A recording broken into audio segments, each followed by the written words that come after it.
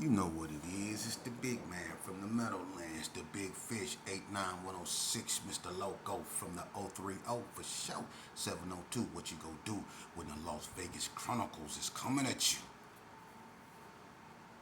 Mr. High Hood, I wish a nigga would. Yeah, I'm back. Hey, check this out, man. I believe when I left off last time, I was telling y'all how Big Bo slapped me, detached me from my shadow, slapped me into the fifth dimension. Alright? And I was telling you how we was coming up the street in Sunny Cod at that grade 9A with the white top, and I blew on Big Bo and Land Pete.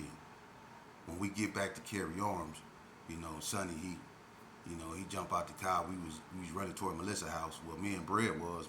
I didn't get far. Cause Sonny grabbed me and started choking me. When he was choking me, he was preaching to me. I told you not to shoot out my car. No, I told you. He was choking the shit out of me out there.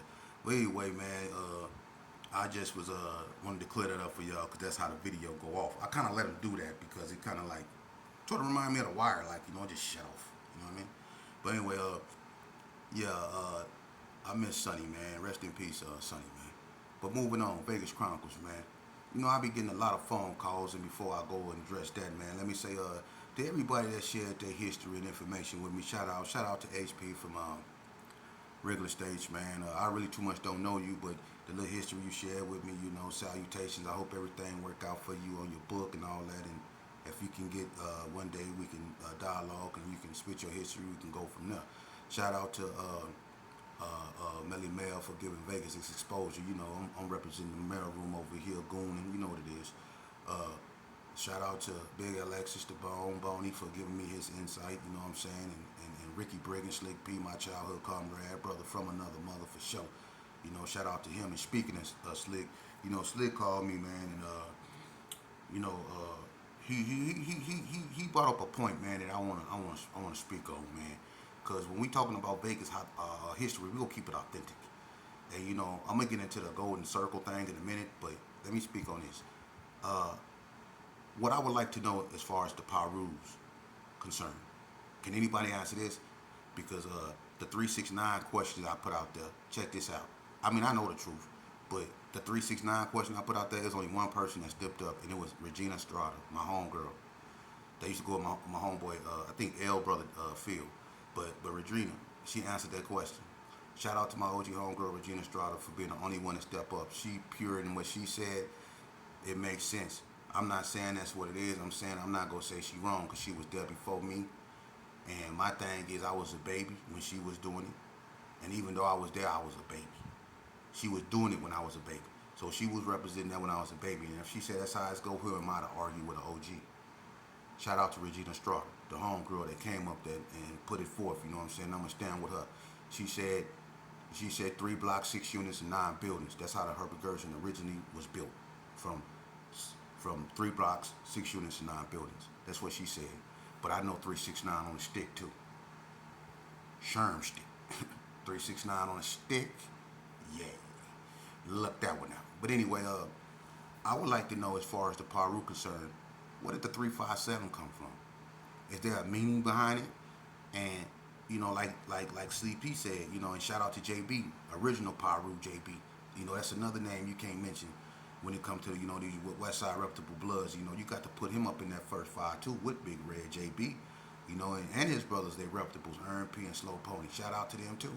You know what I'm saying? But JB for sure, for sure. Last time me and JB was together, I think was in the NNCC, was it 90, 93, 94, somewhere up in there. I think we was in Unit 5 and O, me and JB.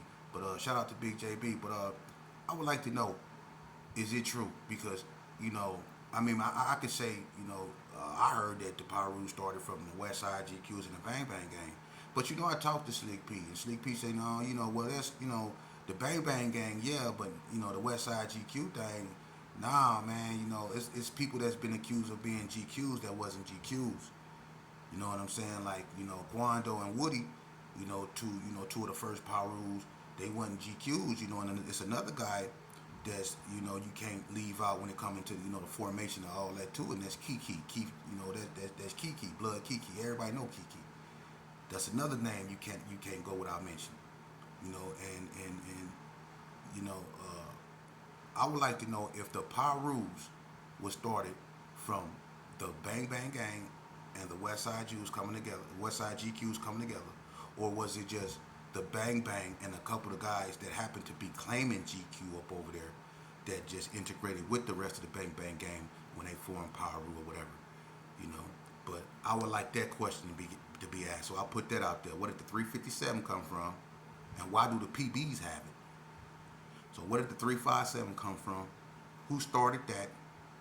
And is the Pyrus a mixture of Bang Bang Gang and Westside GQs, or is the Pyrus just Bang Bang Gang?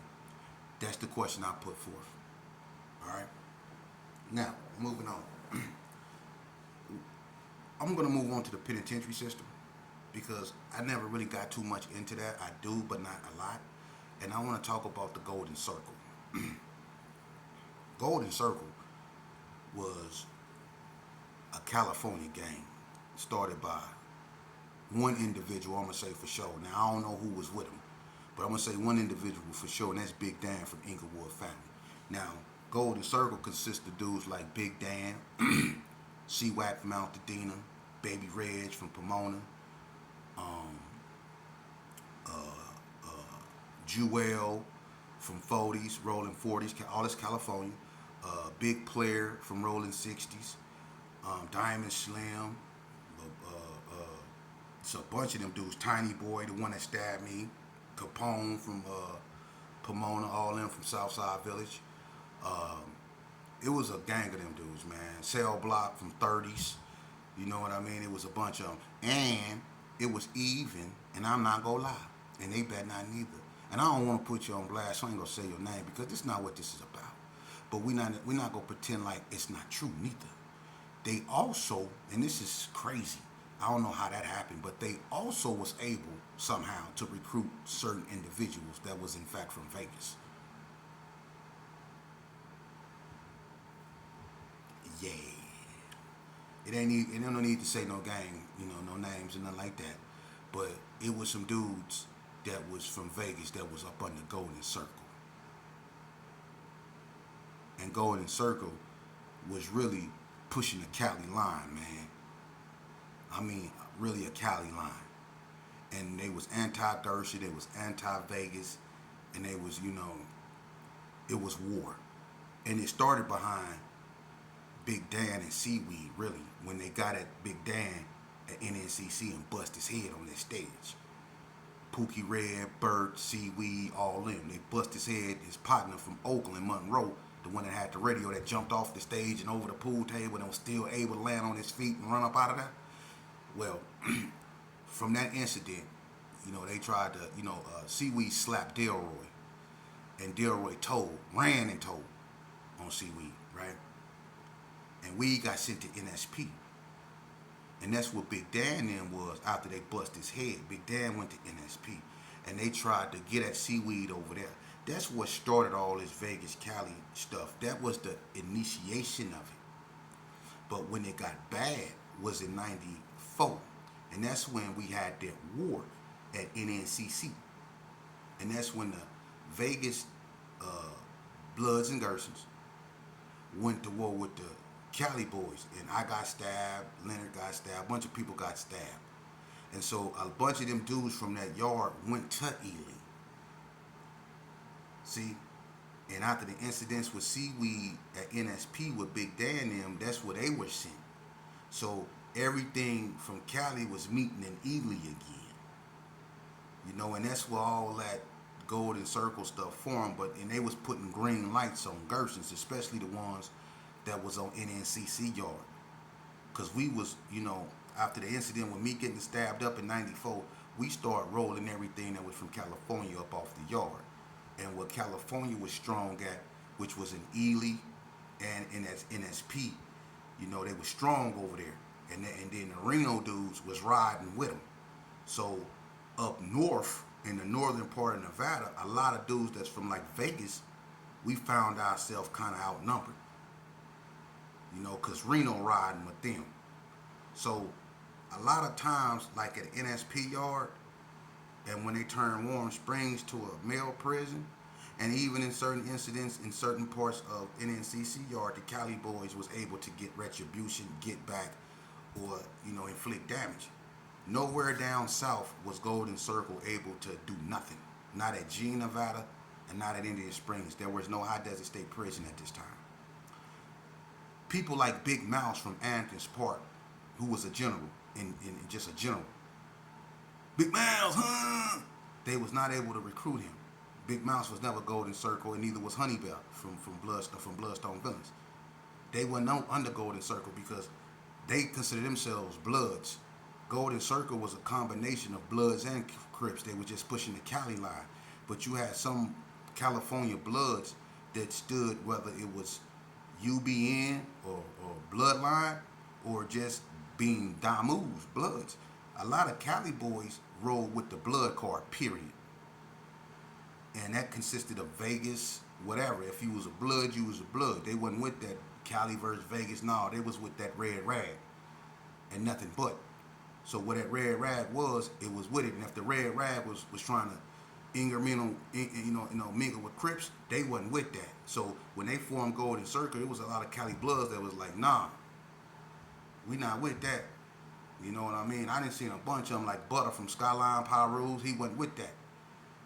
You know what I mean? That's Lil Bread partner right there. Butter, he wasn't with that. B.I. them, they wasn't with that. KK and Bam from Bloodstone Villains, they wasn't with that.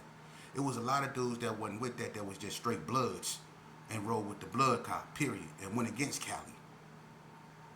You know, and how that's just how that was. But Golden Circle, you know, what happened is they was strong at their strongest when they was in Ely. Ely's locked down. It's a level system, you know. It's so locked down, man, that, you know, it's bad. When you go up there, you disconnected from your homies, and you better hope you got homies around there, because it be kites that used to come under your door. If you open it, you in. And Golden Circle was known for recruiting. For real. They got Whack Daddy. Remember Whack Daddy they used to claim Gerson, come out of Detroit? Remember him? He was on NNCC. He put in a lot of work. The one that knocked out the police broad from hanging. Remember he found out his mama got beat to death on the phone. And the CO broad, that racist CO broad, hung the phone up on him, and he knocked her out. Remember him? And they was beating him. Look, the goon squad was whooping him, and he was laughing. He just found out his mama was beaten to death. What could you do to a man like that? He was laughing while they was beating him. But he ended up getting sent to Ely for knocking the police broad out, right? And he was one of the ones that was with us when we was putting in work on the Cali boys. So he was a known face. So when he went up there, he had a green light on him. They slid a kite up under this cat dope. He opened the kite, read it, and they basically gave him an ultimatum. You in or you dead. And he fell in line with Golden Circle. X'd out the crown. He had a crown on his chest. A crown. Imperial crown at that. He became Golden Circle. For real. They was real strong at Ely. You know, it was Golden Circle, 626, Untouchables. You know, you had the Gersons, but they wasn't thick like that. You know what I'm saying? Not at Ely. A lot of people that was in Ely didn't want to be up there. A lot of them dudes were trying to get away from that. Nobody want to be up there. You just locked down. You know, but Golden Circle was deep up there. You know, that's where Boo got stabbed up there. I think Chan Man got stabbed. Boo and Chan Man was playing chess when they stabbed Eugene Wings, Boo. They stabbed Boo in the face and everything up there. Golden Circle.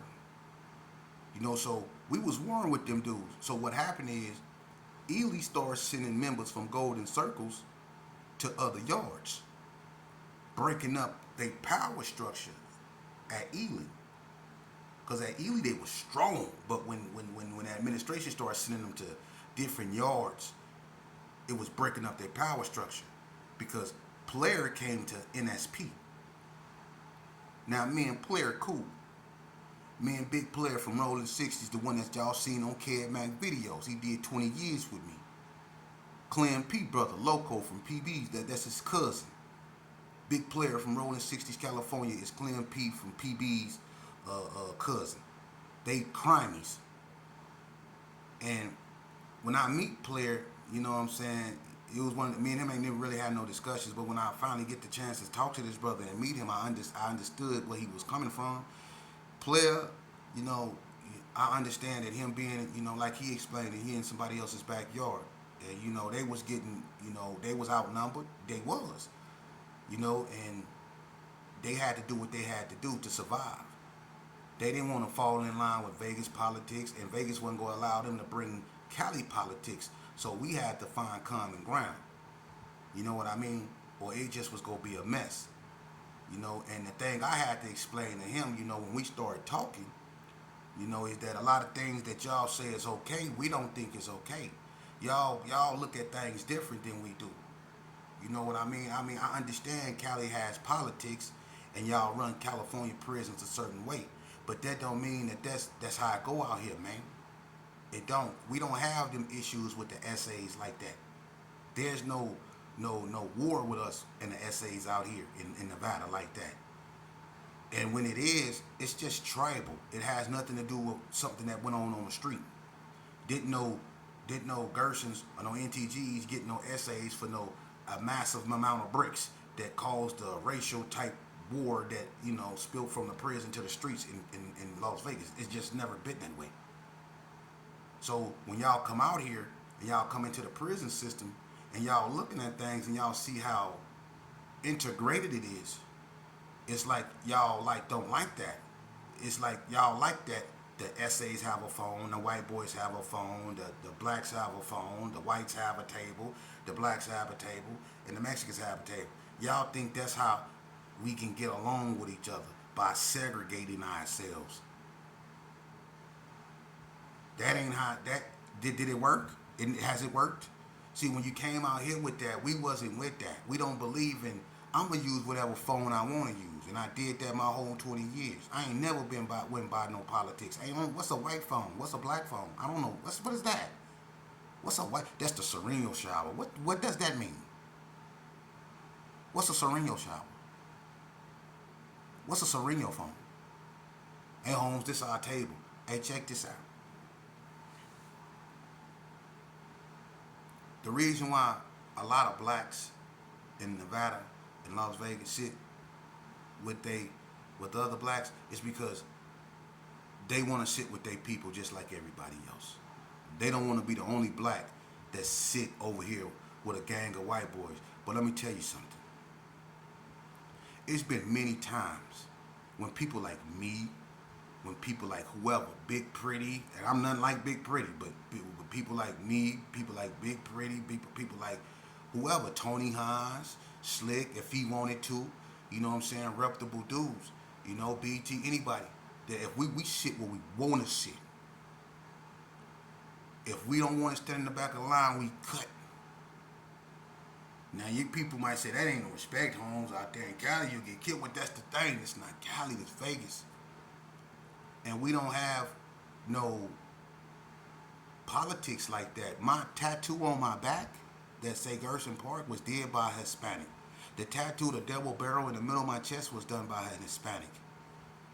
We've done deals with Hispanics and smoke behind Hispanics, and we've done all that. We don't know nothing about what y'all have going on in Cali, and it's no disrespect, but we just don't have them type of politics out here, man. And I don't know if it's not like that. We sing kumbaya with the Mexicans. It's not like that, because we go get into it regardless, just because you got a bunch of men that's testosterone on the yard, and it's gonna be fights, but the racial hostility is just not there. It probably is now, because the California politics is slowly engulfing and taking over the system, because people have went for that. Now it is white phones, black phones, and Mexican phones now, because people didn't went for that. But as usual, the blacks got to be the ones that have two of this and two of that, and everybody else one. And that's why it's always conflict. The blacks got to have more of this. See? That's why I never went for that, man. I ain't never abide by that. This serene. Man, I use any phone I want to use. For real. I'm going to use any phone I want to use. Don't nobody own this up in here. This the state of Nevada garbage. What you mean Sereno table? What you mean black table? Nah. And nobody gonna tell me where to go to. Earth is my turf. And if it don't say unauthorized area, I'm there. I don't give a damn what y'all say. For real. You know, and that's not to disrespect nobody. I'm just, we don't have them type of politics out here, man. We didn't when I was in there, you know. And the Cali boys, you know, that's the thing that separate us from Vegas. They have a lot of them have a real internal hatred for Hispanics, and it's vice versa. A lot of Hispanics have a real internal hatred for Cali boys. Well, because they be Cali Mexicans, but then they look at blacks and then they just have the same type of hatred. They call us tires. Yeah, they call us tires. For real, man. So it's the guy. It's bad, man, and they don't do business with blacks no more. No smoking behind blacks. The green light to tell on blacks and all that support. Man, it's just messed up now. And when I was coming in prison, man, when they yard bust, everybody went to the way, pal. Everybody went to where they go. Now, when the yard bust, the essays, when they come off, they break off into groups of 5. All they do is, and they got to do this every day, prepare for war. Prepare for war. All they doing is training. And the brothers ain't stupid. They doing the same thing, pull-ups, dips, burpees, all that. Preparing for war. Everybody preparing for war. But back in the days, we wasn't on none of that. Everybody was preparing to get high, preparing to lift weights. Some people was preparing to escape. You know what I'm saying? Other, you know, people we weren't on that. But now, it's like everything is about us versus them. It used to be us versus the administration building. It used to be us versus the warden. It used to be us versus the COs, us versus the goon squad, us versus the attorney general. But now it's us versus the Mexicans, us versus the white boys, us versus us. It's weird, man. That's why, you know, when our me and Player talked, you know, we both we found common ground. It's a real dude, man. Shout out to Big Player from Rolling 60s, man. That brother really came in connection to who he was, not just as a man, but as a black man.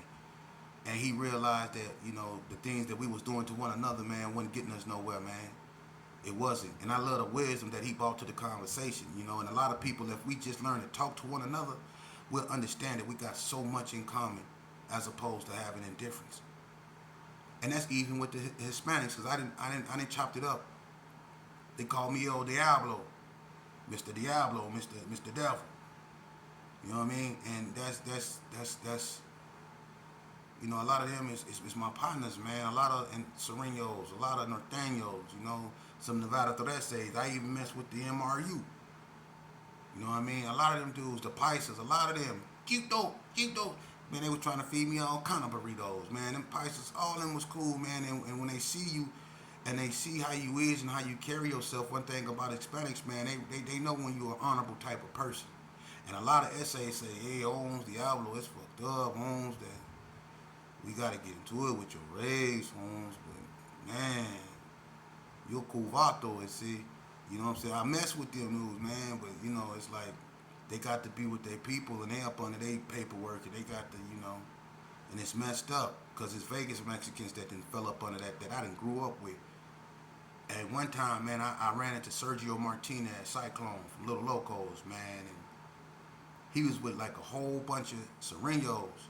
We was at, in, I think, High Desert, one of them three, and it was like 7 of them. And he walked by me, and I grew up with this dude. And he said, sheep. And I turned, I look, I see this heavy set essay. He smiled, he walked by me. I said, man, I don't know you. And he started laughing. And he started, sheep, you don't know me? And when he said, I said, Cyclone. And I grabbed him, and I was so happy to, you know, because it's been Elko, you know. And I grabbed his hand, and I hugged him. But I can tell when I hugged him, it was like he kept me at bay. And I'm like, what are you doing? Like, he wouldn't let me hug him. And he was like, you know, his homeboys was watching. And I'm like, oh, I caught on because, you know, I've been down. I was seasoned then. So I was like, oh, okay. So I was like, my bad, what's happening, man? Childhood friend, you know what I'm saying? I had to, you know, like, man, I ain't seen you since you know, we was chopping it up, but I seen him right then and there. And it was like, yeah, I'm like, oh, you got to be with your people. And he like, yeah. I was like, all right, so we just, I let him go. And we didn't really too much talk no more. And I understood, that was his, his people, and he a Sereno, and that's how it go, it is what it is, you know. Peanut from Little Locos, he black, Wayne Gant nephew, black, but he a Sereno, and when the Mexicans out here decided to stay, a lot of them decided to, turn Nevada Trece and be up under their own Vegas, thing. Well, some of their homeboys stayed Sereno. So you had some little locals that turned Nevada Trece, and then you had some little locals that stayed up under the Sereno thing. They didn't want to be up under, the Nevada Trece didn't want to be up under no California leadership. And they just was outnumbered. A lot of them dudes that wanted to stay in Nevada and keep their identity was outnumbered by the people that didn't. That's crazy. And you had a little loco in the, PC, because they PC'd up the Nevada Threses, and the Nevada Threses formed an alliance with the Norteños to go against the Serenos. So now you got Nevada Trece forming an alliance. I don't know if it's still an alliance now, but it was an alliance that was formed with the Nevada Treces and the Serenos. I mean, the Nevada Treces and the Norteños to go against the Serenos. So you got 28. You got little locals and some 28th Street, some that's with the Norteños, and then you got some of their homeboys with the Serenos that's on the yard. So they both called each other busters, or those guys. You know what I mean? Or fuck those dudes, home. You know what I mean? I mean, it's crazy, but the Nevada Threses is like mad. They got to go right to PC when they hit the yard. And this state. But they got to go to PC because the Serenos outnumbered them. It's just like when the Serenos crushed them.